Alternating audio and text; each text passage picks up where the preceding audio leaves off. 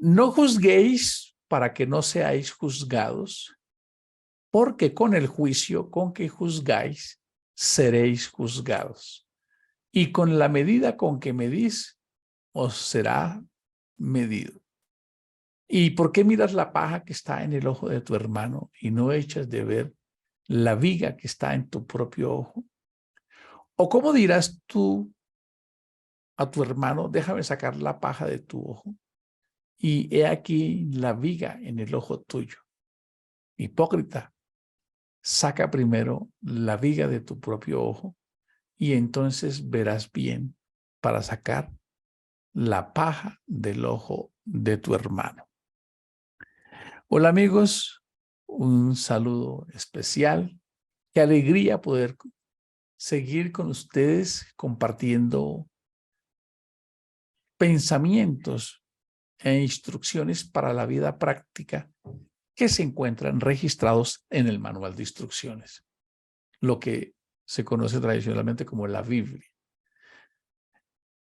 Realmente es extraordinario saber que esto se escribió hace miles de años y que tuviese tanta connotación, tanta pedagogía, que es el modelo que usa el Señor Jesús para que nosotros, a través de las parábolas, de las alegorías, de toda esta prosa literaria que hay en la Biblia, nosotros pudiésemos entender este mensaje de una manera que lo pudiese entender hasta los niños, este mensaje.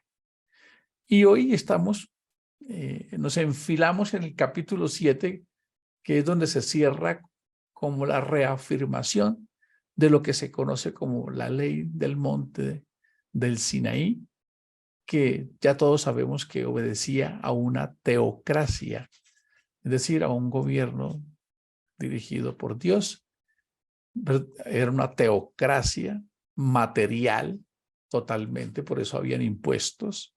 Israel no pagaba diezmos, Israel pagaba diezmos e impuestos. Era una teocracia, porque ellos sostenían todos los modelos sociales, todos los modelos culturales, los modelos de el sacerdocio. Es distinto para el pueblo de Dios en esta época. En esta época sí estamos en una teocracia, pero es espiritual. Ya no hay que llevar primicias materiales, porque las primicias aquí se convierten en Cristo las primicias. Bueno, pero pues hay personas que les gusta recibir las primicias, ¿verdad?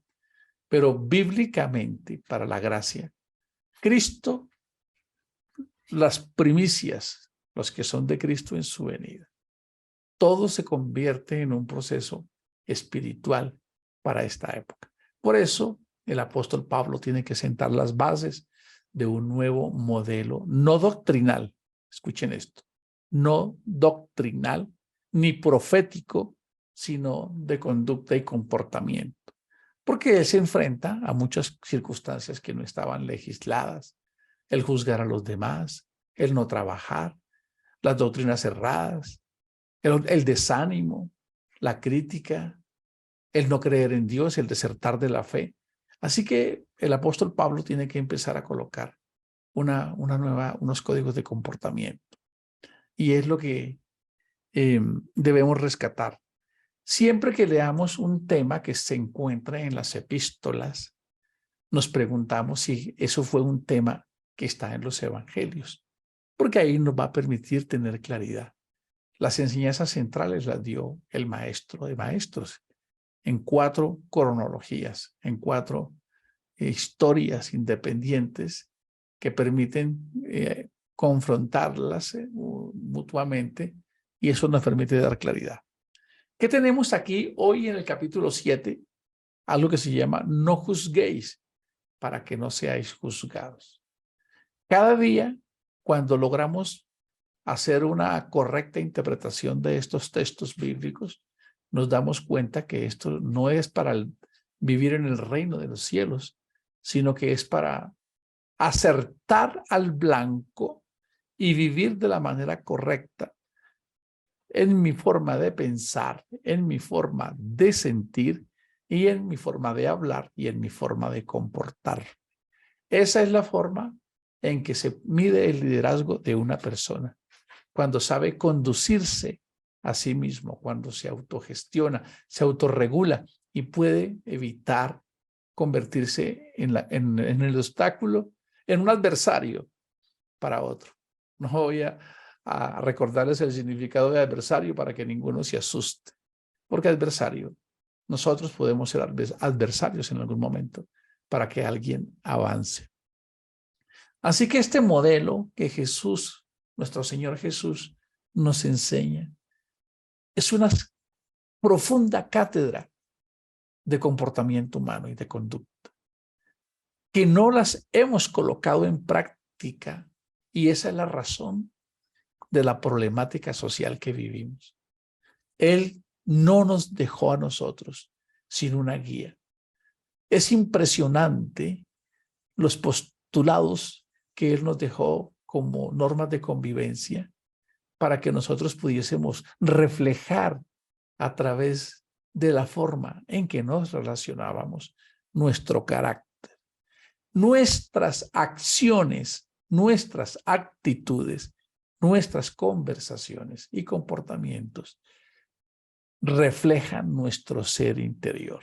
Es imposible que una persona actúe distinto a como es. Por eso dice que de una fuente de agua dulce no puede salir amarga. Podemos esforzarnos muchos y colocarnos máscaras, pero al final esa tendencia prevalecerá y saldrá a la luz lo que realmente somos nosotros. Por eso el verdadero cristianismo debe enfocarse a una introspección profunda, brutalmente honesta, donde nosotros nos descubrimos y nos exponemos frente a la palabra y nos evaluamos constantemente para evitar este primer párrafo que Jesús, el maestro de la vida, nos está enseñando. No juzguéis para que no seáis juzgados, porque con el juicio con que juzgáis, así será, como un boomerang, y con la misma medida que uno mide, así será medido. No podríamos imaginarnos cómo alguien pudo haber inventado un dicho hace más de 2000 años de esto. Estaba leyendo en un comentario bíblico que dice una motita. Tú lo que tienes es una motita. Tu prójimo lo que tiene es una motita en su ojo y tú tienes un ojo, una viga. Imaginen cómo se vería eso. Por ahí vi una vez una caricatura y se ve terrible. Una viga prácticamente es un tronco atravesándonos el cráneo y tapándonos el ojo. Y él nos coloca este ejemplo como una especie de asociación. Es una mnemotecnia, aquí una cátedra para que nosotros digamos, wow, qué tremenda enseñanza. Y lo que él quiere, como siempre, recordemos el contexto en el que el Señor Jesús está dando estos postulados, y está siendo misericordiosos con los fariseos, dándoles la oportunidad de que ellos reorganicen sus vidas y enderecen sus caminos. Porque el desafío que vivía el pueblo era ser juzgado por el pueblo de Israel, por lo que se llamaba el Sanedrín, que era una orden religiosa, la élite que vivía bien, y un grupo alrededor de 70 personas, que eran los que se llenaban de orgullo y juzgaban a los demás y menospreciaban a los demás. Recuerda que por allá en Juan 9, si no estoy mal, Jesús sanó a un paralítico y lo desprecian. Y dice, tú naciste de todo, tú no eres un don nadie, tú no eres nadie, no tienes de familia, no eres estudiado, no eres formado. Y una de las cosas por las cuales los fariseos mantenían un disgusto constante con Jesús es porque Jesús los desaprobaba públicamente. Y todo, absolutamente todo lo que se hiciera en relación con Dios o la religión tenía que pasar por el escrutinio de este grupo. Así que si alguien salía a la obra, si alguien era rabino, tenía que tener una credencial aprobada por ellos. Y Jesús no los tomó en cuenta, así que eso a ellos les molestó siempre. Las enseñanzas que el Señor Jesús daba iban en contra de esa manera religiosa de comportarse. ¿Cómo podríamos aplicar nosotros este verso hoy? No juzguéis para que no seáis juzgados. Es algo muy tremendo porque nosotros, los seres humanos, nos cuesta un gran trabajo no juzgar. Es desafiante. Pareciese que hubiese hay una preferencia cerebral, hay un condicionamiento a juzgar rápidamente y a emitir la crítica o el juicio. Pero si aplicáramos el modelo de Jesús, nos daríamos cuenta que sin juzgar a los demás, empezaríamos a erradicar las guerras. Así de sencillo. ¿Por qué? Veamos un poco lo que significa juzgar. Y creo que yo me voy a colocar frente a esta palabra, a ver cómo salgo de esta palabra hoy. Creo que no me va a ir tan bien, porque esto es un mandato directo del Señor Jesús. Conocemos muchos mandamientos como cristianos, pero nos parece bien porque no matamos a alguien y no robamos a nadie así con un cuchillo en la mano, ni hacemos eso, creemos que nosotros no somos tan, ¿no? Pero vamos a mirar qué significa esto y qué profundidad es la enseñanza que el maestro tiene acá. Esa palabra, juzgar, es una palabra latina que significa iudes, que significa hacer de juez. ¿Cómo les parece? Hacer de juez. Es decir, asumir el rol, atribuirnos el rol de juzgar es hacernos jueces. ¿Cómo les parece? Es evaluar a esa persona, es emitir una sentencia en un proceso que yo mismo me atribuí para deliberar. Qué tremendo. Mientras revisaba estas notas, me daba cuenta cuánto daño causamos. Y nos causamos, porque también nos hace daño a nosotros juzgar. Pero todo lo que estamos viendo acá es un reflejo del corazón del hombre. Por eso esta enseñanza estaba, primero, para prevenir a sus discípulos que en el futuro cercano estarían liderando esa obra maravillosa que había iniciado el Señor Jesús, pero quería que los fariseos redefinieran su conducta religiosa. Así que cuando una persona juzga, puede ser un indicador de no creerse suficiente y necesita ver fallar o colocar a la otra persona en desventaja para no sentirse amenazado o no sentirse inseguro. Nosotros a veces tenemos actitudes y comportamientos que no logramos identificar. Solo cuando nos dicen esto, recuerdan que hace unos días estuvimos mirando, si tu ojo es limpio, todo tu ser internamente es limpio. ¿Por qué? Porque los ojos realmente son canales. El ojo no tiene juicio. El ojo simplemente, eso sería como decirle, Señor, te doy gracias por mi ojo. No me toca decir gracias por mi cerebro, que permite que mi ojo pueda interpretar. Mis orejitas no juzgan. Son canales que llevan la información a mi central de operaciones, donde sí estoy yo y donde yo emito todos los juicios. Así que cuando una persona juzga a otra, a menudo lo hace desde sus propias interpretaciones y perspectivas y con su propio conjunto de valores y creencias. Casi siempre lleva a juicios injustos o infundados. Hace que la persona que juzga se sienta superior, como lo hablábamos ahora. Me siento mejor porque estoy viendo que la otra persona es peor que yo. Entonces yo no pierdo mi posición. ¿Verdad? ¿En cómo afecta? Esto afecta la autoestima y la capacidad para empatizar con los demás. Cuando nuestra inclinación es a juzgar constantemente, es inevitable que si yo me voy a reunir con una persona y yo la haya juzgado, por buen actor que sea, yo no logro tener la fluidez y la paz y la empatía, a menos que sea un maestro de la hipocresía para conectar con esa persona. Así que juzgar, hacer de juez, es afectar nuestra propia autoestima, ¿cómo les parece? Y nuestra propia capacidad de poder empatizar con las demás personas. De verdad que cuando analizamos profundamente la palabra del Señor, nos damos cuenta de qué quería Él prevenirnos, cómo el mundo podía encontrar una oportunidad de esperanza y paz en estos postulados tan altos. Sí, a veces el acto también de juzgar está relacionado con la necesidad de controlar, ¿cómo les parece? Ahí sale el ego, controlar, de tener el poder, lo que realmente es un reflejo de inseguridad o falta de confianza de la persona que está juzgando. Cuando juzgamos, proyectamos nuestras propias debilidades o inseguridades en los demás, en lugar de afrontarlas directamente.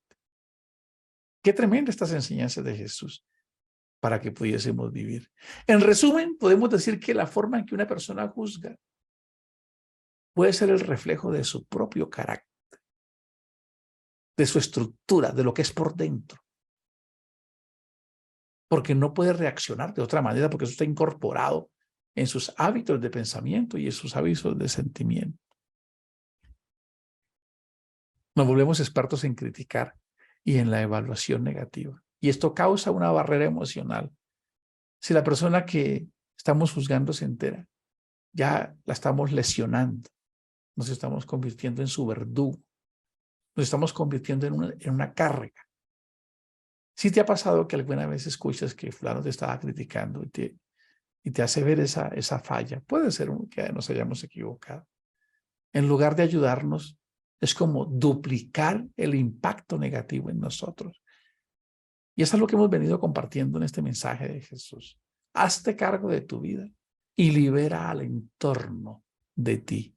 No seas una carga negativa para aquellas personas que ya luchan con sus propias vidas, con sus miedos, con sus creencias. Estoy sorprendido cómo se puede manipular a la sociedad colocándole la información que se quiere. Así es. Porque una creencia, esta frase la hemos dicho varias veces acá, una creencia no es algo que tú posees, no. Es algo que te posee a ti. Tú no puedes elegir de otra manera si esa creencia no está fundada en las cosas de Dios. Se convierte para nosotros como un hábito. Y algo que estaba reflexionando, un hábito es como un Dios. Y cuando yo tengo un hábito, termino siendo su esclavo, su siervo. Si mi hábito es criticar, si mi hábito es juzgar, si mi hábito resulta de que yo termino rindiéndole culto a ese hábito. Por eso es tan importante nacer de nuevo y hacer un esfuerzo consciente de querer cambiar.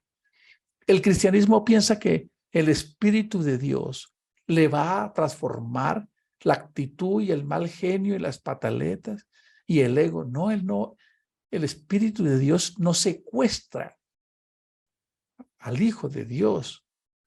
No, el texto en Primera de Pedro dice que el Espíritu está sujeto al profeta. No es que cuando me convierto al cristianismo y nazco de nuevo, ya le mando a decir al hermano, ya tú no puedes ponerte de mal genio, ni ser orgulloso, ni arrogante, ni petulante, ni juzgón, ni criticón, ni nada de eso, porque ya no puedes, porque ya estás lleno del Espíritu. Todos sabemos que no es así.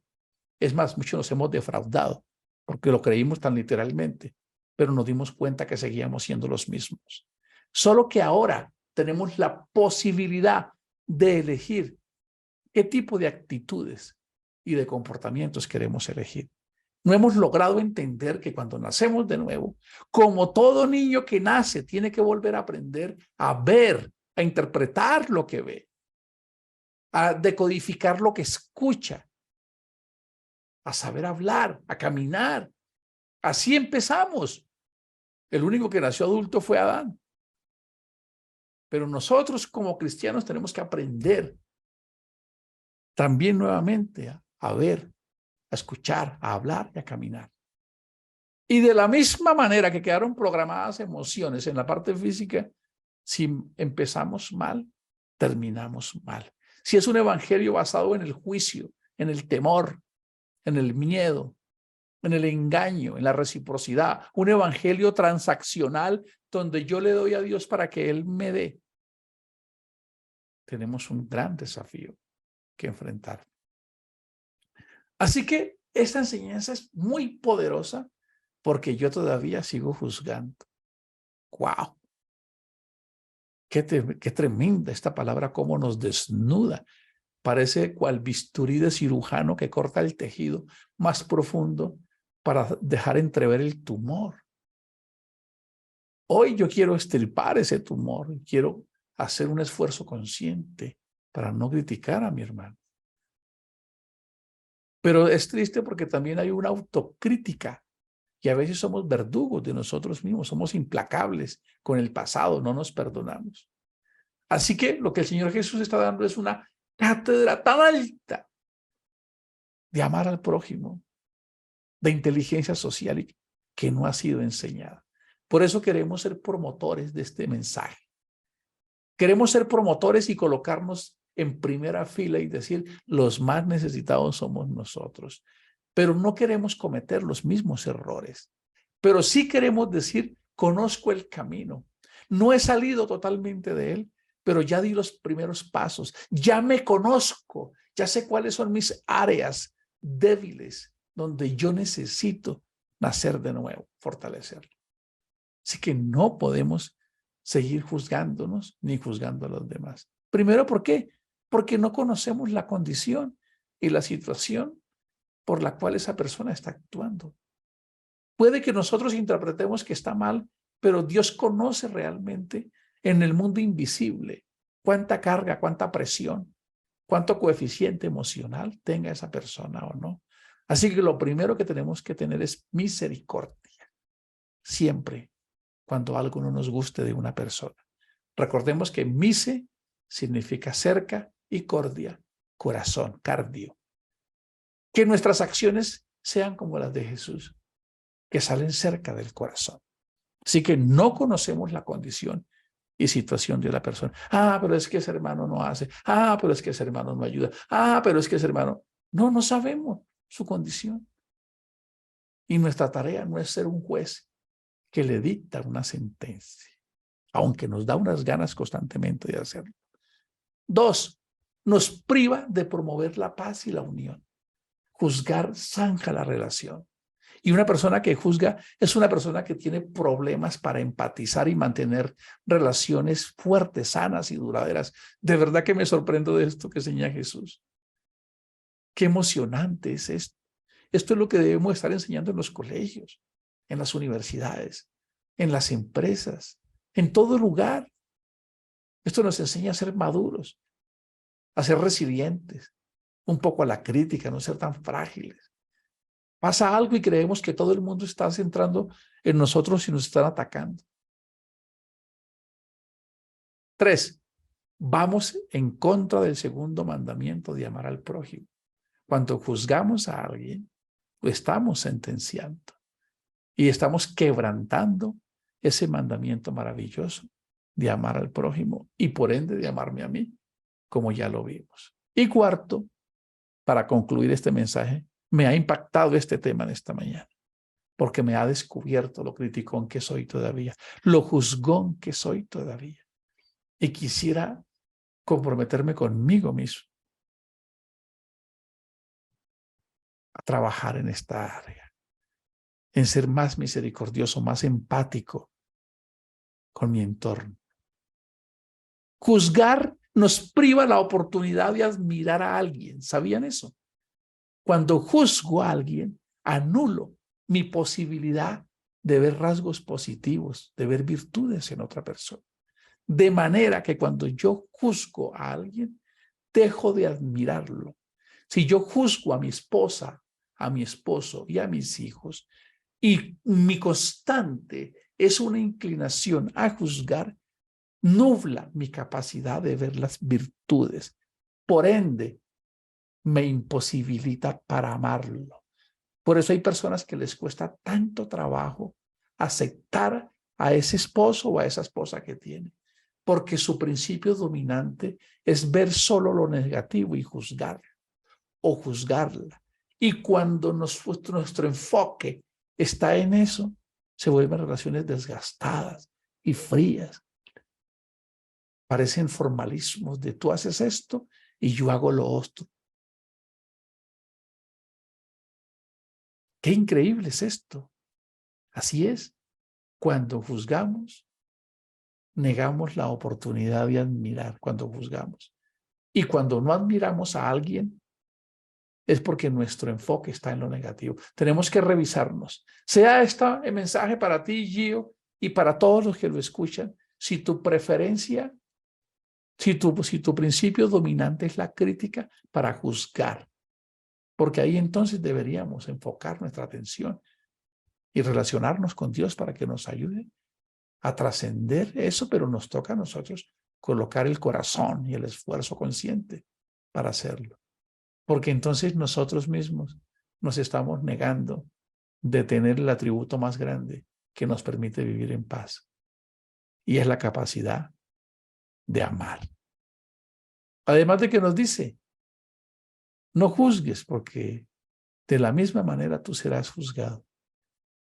De la misma manera que se lo dijo a uno, si estás sin pecado, tiren piedras.